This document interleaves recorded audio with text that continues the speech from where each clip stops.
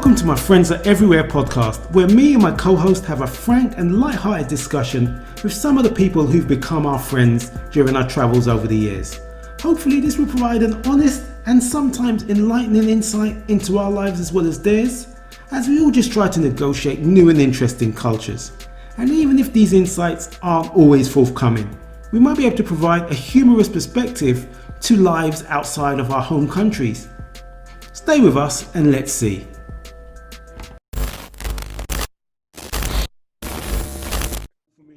The trappings.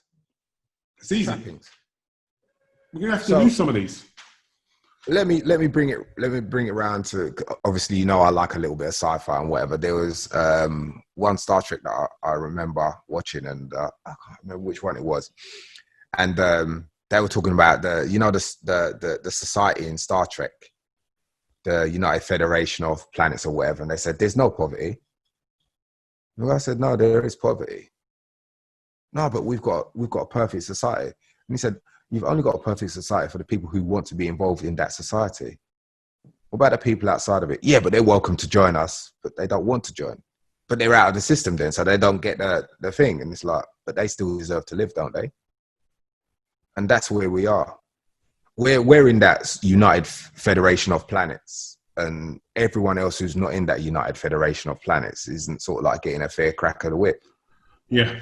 Because it's our system serving our sort of like, not needs, but the trappings that we have. We've got the communicator, the unit translator, blah blah blah blah blah blah blah blah blah blah blah. But then there's other people who they know the technology and they have access to some of the technology, but we're leeching from them.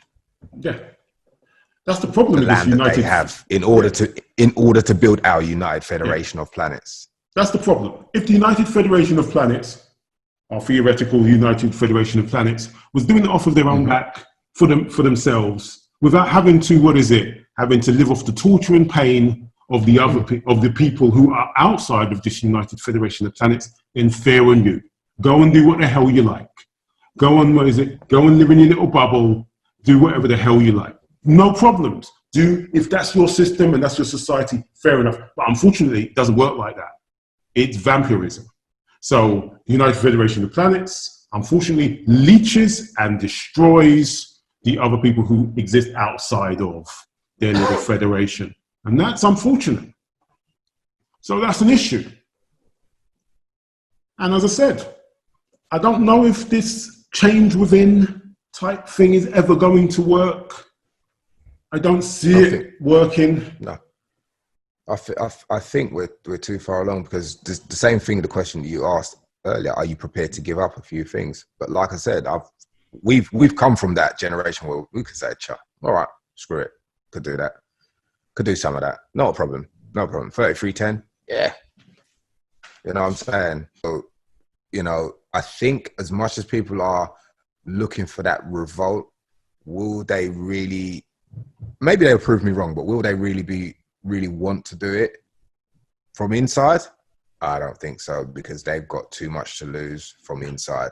It has to be external, and it may happen, but with the way that boot is firmly pressed on someone, on people's necks, there's very little chance of that happening.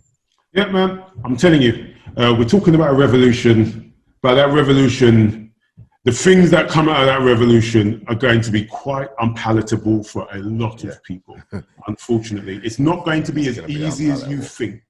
And we'll see if they've got the stomach for it. We'll see if we've got the stomach for it, because we're part of the world